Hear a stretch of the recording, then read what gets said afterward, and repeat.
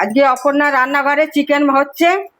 চিকেনটাকে আমি মধু দিয়ে বানাবো, তো আপনারা দেখতে থাকুন আমি মধু দিয়ে কীরকম করে চিকেনটা বানাচ্ছি।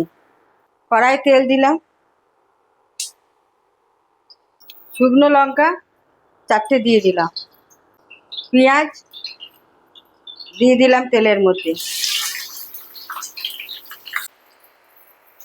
আজকে অপর্ণা রান্নাঘরে মধু দিয়ে চিকেন তৈরি হচ্ছে। এবার চিকেনটা দিয়ে দিলাম,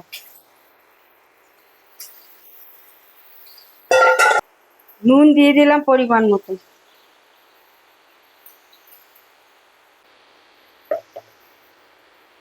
আদা রসুন এর মধ্যে বাটা আছে দিয়ে দিলাম।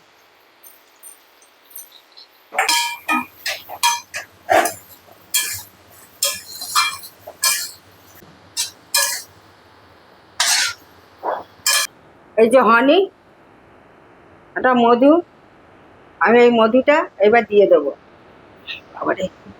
এবার আমি মধুটা দিয়ে দিলাম, এটা এবার আমি ঢাকা দিয়ে দেবো। তার মধ্যে আমার সব মশলা দেওয়া হয়ে গেছে, আর কোনো মশলা পড়বে না। এবার এটাকে কষে নামিয়ে দেবো।